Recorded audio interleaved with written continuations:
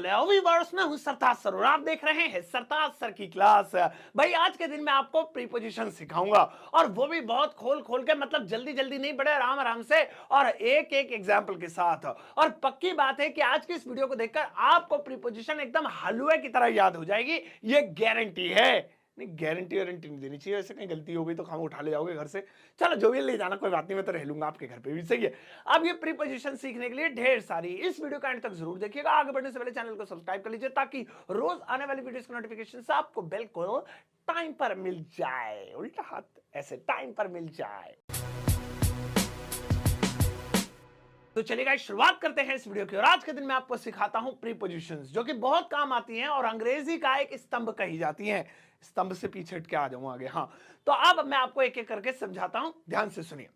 आसान आसान वाली है बट बहुत बढ़िया है एग्जाम्पल के साथ। पहली वाली है ऑन। ऑन, जी हाँ, ये बहुत आसान और बहुत बढ़िया प्रीपोजिशन है।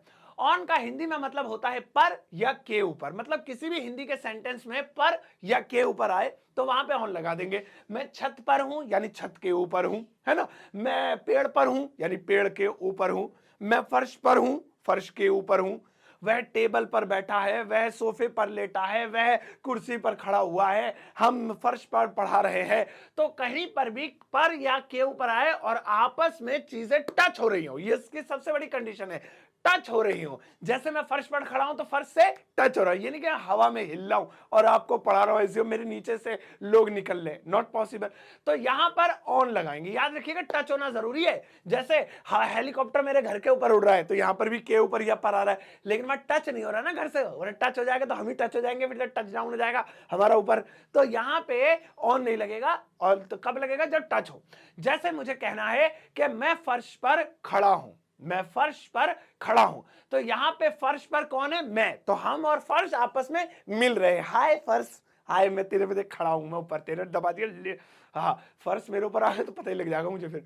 तो यहां पे on, I am standing on the floor, I am standing on the floor. अब आप ढेर सारे सोचिए, मैं सोफे पर हूं, मैं यहां पर हूं, मैं वहां पर लेटूंगा, मैं मोबाइल टेबल पर रखूंगा, कोई भी चीज किसी पर या के ऊपर, लेकिन टच हो, ऑन। आओ नेक्स्ट वाला देखे भैया, नेक्स्ट वाला है ओवर। ओवर, अब ये भी ऑन जैसा ही है। ओवर का हिंदी में मतलब होता है पर या के ऊपर, जैसे ऑन का था। लेकिन इस ग्राफ को ध्यान से देखिए, ऑन वाले में जो रेड बॉल थी ये उसके ऊपर रखी हुई थी बॉक्स के, लेकिन इस कंडीशन में क्या हो रहा है, बॉक्स से ऊपर है। तो कुल मिला के इसका मतलब ये हुआ, कोई चीज किसी के ऊपर तो हो लेकिन टच ना हो रही हो, तो उसे ओवर कहेंगे। जैसे मैंने वो हेलीकॉप्टर वाला एग्जांपल दिया था कि मेरे छत के ऊपर उड़ रहा है, तो जब हेलीकॉप्टर आपकी छत के ऊपर, हिंदी में के ऊपर आ रहा है, उड़ रहा है, लेकिन बीच में गैप है, उतरा नहीं है, टच नहीं हुआ है, टच हो जाता तो ऑन हो जाता, तो ओवर लगाएंगे। A helicopter is flying over my house. A helicopter, एक हेलीकॉप्टर, इज फ्लाइंग, उड़ रहा है, ओवर माई हाउस, मेरे घर के ऊपर। तो इस तरह से इसे भी याद कर लो, बहुत काम की है ये, ओवर। नेक्स्ट वाला देखे भैया, नेक्स्ट वाला है एट। एट ना ना, ये वो EIGST एट नहीं है, आठ नहीं है, ये 88 है, ये एक प्रीपोजिशन है, ये भी एक बहुत काम की चीज है। अब इसका मतलब सुनो क्या होता है, इसका मतलब होता है निकट यानी नजदीक, यानी किसी चीज के पास। अब जब भी अपने आप को किसी चीज के नजदीक दिखाना हो, खुजली और ये AC चला दो, वीडियो बाद बन जाएगी, किसी चीज के पास दिखाना हो तो वहां पे हम एट लगाएंगे। जैसे मुझे कहना है, हाँ लो, अब मैं लाल बत्ती पे खड़ा हूं, लाल बत्ती के पास खड़ा हूं, कहां भाई तू, ओ सामने आ जाए, इधर आ जा। तो यहाँ पे लाल बत्ती पर खड़ा हो तो लाल बत्ती के ऊपर ही थोड़ी खड़ा हो, नीचे लाल बत्ती हो रही है, लाल बत्ती पे खड़ा हो मतलब लाल बत्ती के पास खड़ा हो, ऐसे बोलते हैं ना, है ना। हाँ भाई साहब कहाँ खड़े हो, हाँ भाई साहब यहीं पे जो है पान की दुकान पे खड़ा हूं, तो पान की दुकान वाला, हमारे ऊपर थोड़ी खड़े हो, जो यहाँ पे कह रहा हो हमारे ऊपर खड़े हो। अबे पान की दुकान पे खड़ा हो मतलब पान की दुकान के पास खड़ा हो, तो हिंदी में हम पर बोल देते हैं, पान की दुकान पर खड़ा हूं, लाल बत्ती पे खड़ा हूं, मार्केट में खड़ा हूं। तो कुल मिला के उस चीज के नजदीक खड़े हैं आप, या उस चीज के नजदीक बैठे हैं, लेटे हैं, मतलब कुछ भी कर रहे हैं, हमें नहीं पता, लेकिन उस चीज के पास तो एट लगाएंगे। जैसे मैंने कहा था मैं लाल बत्ती के पास हूं जी, कहां हो, तो मैं कहूंगा I am at the red light, I am at the red light, ऐसे। बस अब आप I am at the mall, हाँ भैया मॉल के बिल्कुल पास से, मॉल से टच हो गया खड़ा, आ जा कहां है, I am at the mall. तो आप इसे बनाइए। आओ नेक्स्ट वाला देखिए भैया, नेक्स्ट वाला है अंडर। अंडरवियर कौन सी पहनी मैंने, ब्लैक, हाँ याद आ गया, सॉरी मैं तो भूल ही गया था, पहनी ही नहीं। हाँ तो नहीं, don't worry, don't worry. Under, अब अंडर का क्या मतलब होता है, ये भी एक कमाल की प्रीपोजिशन है। अंडर का हिंदी में मतलब होता है के नीचे। के नीचे, जैसे कि आप ग्राफ में देख रहे हैं एक बॉक्स के नीचे एक बॉल है, तो वो क्या है, वो उसके नीचे है, तो ये अंडर वाली पोजीशन हो गई। तो अब कोई भी चीज किसी चीज के नीचे हो, अंडर। अरे भैया वो टेबल के नीचे छुपा हुआ है, अरे तुम्हारे पैर के नीचे मेरे जो है क्या नाम है सामान वामान, वो तुम्हारे बेड के नीचे मेरा सामान रखा हुआ है, हम लोग पेड़ के नीचे बैठेंगे, तो आप कुछ भी बनाए ये अंडर हो जाएगा। जैसे कि मुझे कहना है वह पेड़ के नीचे बैठा हुआ है, वह पेड़ के नीचे बैठा हुआ है, तो इसे इंग्लिश में कहेंगे he is sitting under the tree, he is sitting under the tree। तो नीचे अंडर, मैं पुल के नीचे नहीं जाऊंगा, मैं यहां नीचे नहीं बैठूंगा। बनाओ आप अपने तरीके से। आओ अगला वाला देखें भैया, नेक्स्ट वाला है अराउंड।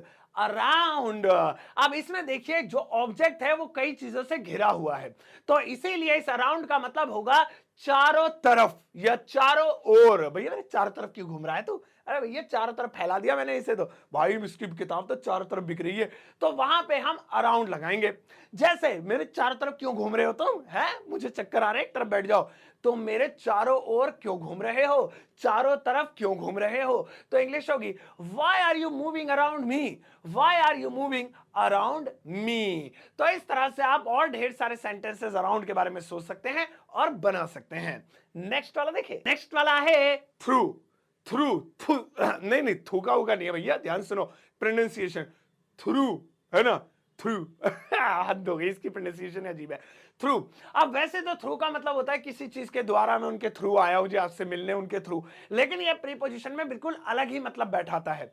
थ्रू का हिंदी में मतलब होता है के आर पार, के आर पार, या से होकर, से गुजरकर, वही आर पार या उस चीज से गुजरकर। जैसे देखिए टनल में से बॉल निकल रही है तो आर पार निकल रही है कह लीजिए, या उससे होकर गुजर रही है, वही थ्रू ही हो जाएगा। जैसे रेल टनल से गुजर रही है तो थ्रू द टनल हो जाएगा उसमें। तो इस तरीके से जैसे मुझे कहना है कि मैं दीवार के आर पार देख सकता हूं, भाई साहब मेरे आंखों में ना सुपरमैन की एक्सरे विजन है बहुत तगड़ा, तो मैं दीवार के आर पार देख सकता हूं। I can see through the wall, I can see, मैं देख सकता हूं थ्रू द वॉल, दीवार के आर पार, या दीवार से गुजरकर, या दीवार से होते हुए देख सकता हूं, इस तरीके से। तो इसके सारे मतलब होते हैं, रट लीजिए। आओ अगली वाली प्रीपोजिशन पे नजर मारे भैया, नेक्स्ट वाला है टुवर्ड्स। टुवर्ड्स, अब टुवर्ड्स देखिए यहां पे दो बॉल्स एक दूसरे की तरफ जा रही हैं, बिल्कुल ऐसा ही इसका मतलब है। टुवर्ड्स का मतलब होता है की तरफ या की ओर। भाई साहब मैं तुम्हारी तरफ आ रहा हूं, भाई ये रेल दिल्ली की तरफ जा रही है, ओ भाई साहब ये घर है ना पूरी दिशा की तरफ खिसकता जा रहा है, मैं क्या आपके घर को खिसकता होगा, तो वहां पे टुवर्ड्स लगाएंगे। जैसे मुझे कहना है वो मेरी तरफ आ रहा है, छुप जा छुप जा छुप जा, वह मेरी तरफ आ रहा है या मेरी ओर आ रहा है, तो इसे इंग्लिश में कहेंगे he is coming towards me, he is coming towards me. तो इसे भी रट्टा मान लीजिए, बहुत काम की चीज है, मिलती मिलती नहीं है, ये याद रहेगा ना। आओ नेक्स्ट वाला देखें भैया, नेक्स्ट वाला है अक्रॉस। अक्रॉस, इसमें क्रॉस आ रहा है तो वैसा ही कुछ है, देखो वो बॉल भी सड़क पार कर रही है, तो बस बिल्कुल वैसा ही है। अक्रॉस का हिंदी में मतलब होता है के पार या उस पार, ये दोनों मतलब होते हैं अक्रॉस के। जैसे क्या तुम नदी के पार जा सकते हो, क्या तुम इस देश के पार जा सकते हो, क्या तुम इस गड्ढे के पार जा सकते हो, अरे भाई साहब वो 7 समंदर पार रहता है, अरे भाई साहब उनने जो है क्या नाम है पहाड़ के पार अपना घर बनाया है। तो इन सभी कंडीशंस में हम अक्रॉस का प्रयोग कर सकते हैं। जैसे क्या तुम इस नदी के पार जा सकते हो, क्या तुम इस नदी के पार जा सकते हो, तो इस इंग्लिश में कहेंगे can you go across the river, can you go, क्या तुम जा सकते हैं अक्रॉस द रिवर, रिवर के उस पार, तो किसी चीज के पार या उसके दूसरी ओर, तो इसे हम अंग्रेजी में अक्रॉस बोलेंगे। तो ये भी प्रीपोजिशन याद रखना। इतने तुम नेक्स्ट वाले देखो, नेक्स्ट वाला है एमंग। एमंग, अब एमंग क्या है, इसका हिंदी में मतलब होता है के बीच में, के बीच में, पेड़ों के बीच में, लोगों के बीच में, बच्चों के बीच में, दोस्तों के बीच में, किसी के भी बीच में हो, लेकिन वो दो से ज्यादा होने चाहिए। जैसा आप देखेंगे इसमें हमारा जो ऑब्जेक्ट है वो कई बॉल्स के बीच में है, तो वो बॉल जो है दो से अधिक है, अब वो चाहे 3 हो, 4 हो, 5 हो, 1 लाख हो, दो से अधिक होनी चाहिए भाई साहब, बस ये शर्त है इसकी। तो इसके लिए हम एमंग लगाएंगे। जैसे मुझे कहना है मैं पेड़ों के बीच में घर बना रहा हूं, भाई साहब देख क्या बेहतरीन घर बनाऊंगा, तो देखता रह जाएगा। किसके बीच में बना रहा है, पेड़ों के बीच में। तो इस सेंटेंस में संख्या पता नहीं चल रही है कि 2 है या 2 से ज्यादा है, तो या तो संख्या पता चले जिसमें 2 से ज्यादा हो तब भी एक जो है अमंग लगाएंगे, या संख्या ही पता ना चले तब भी अमंग लगाएंगे, लेकिन 2 होंगे तो अमंग नहीं लगाएंगे। क्या लगाएंगे वो इसके बाद बताऊंगा। तो यहां पे मैं पेड़ों के बीच में घर बना रहा हूं, I am making a house among the trees, I am making, हालांकि हाउस के लिए बिल्ड होना चाहिए था, I am building a house, लेकिन कोई नहीं, आसान करके बनाते हैं। I am making a house among the trees, मैं पेड़ों के बीच में एक घर बना रहा हूं। अब क्या होगा कि दो से अधिक के बीच में आ जाए, वो सॉरी दो के बीच में, तो तुम उसके लिए नेक्स्ट वाली स्लाइड देखो ना। नेक्स्ट वाला है बिटवीन, बिटवीन, और यहां पर वही सीन हो गया, इसका भी हिंदी में मतलब है बीच में या के बीच में। अब यहां पे सिचुएशन ये है कि ये सिर्फ दो के बीच में होगा, जहां दो से ज्यादा हुए या फिर अनगिनत हुए तो वहां पे एमंग, अभी इससे पहले जो लगाया था, लेकिन दो है तो यहां पे बिटवीन लगाएंगे। मैं सोनू और मोनू के बीच में खेल रहा हूं, दिल्ली हरियाणा और यूपी के बीच में है, इंडिया श्रीलंका और चाइना के बीच में है, या जो भी आप बनाना चाहें, मैं खाई और कुएं के बीच में टहल रहा हूं, आप वहां पे बिटवीन लगाइए। जैसे तुम्हें सोनू और मोनू के बीच में नहीं सोना चाहिए भाई साहब, बहुत बेकार लड़के लात मार देते हैं, रात को उठा देते हैं।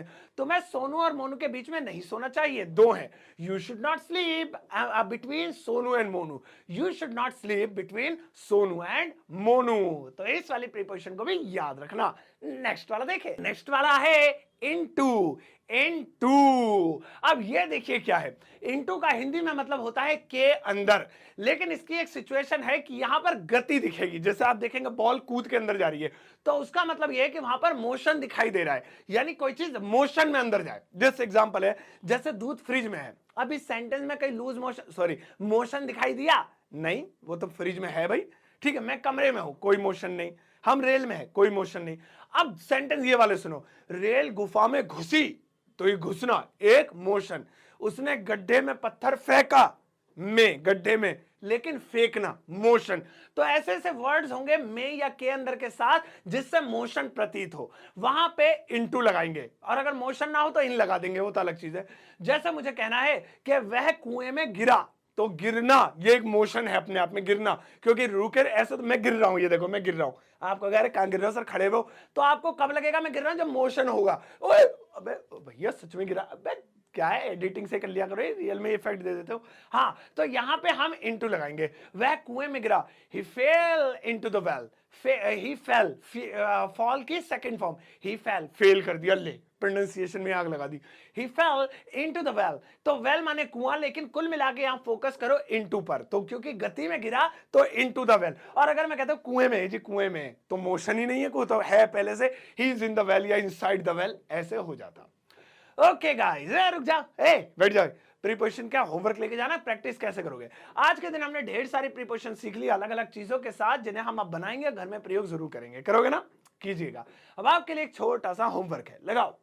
यहां पर कुछ सेंटेंसेस हैं, इन्हें आपको इंग्लिश में बनाना है सही प्रीपोजिशन का प्रयोग करते हुए। वीडियो के कमेंट सेक्शन में जाकर पोस्ट कर दीजिएगा, मैं आपका कमेंट चेक करने जरूर आऊंगा और देखूंगा कि आपने सही बनाया या गलत बनाया। इन सभी प्रीपोजिशन को फिलअप कीजिएगा।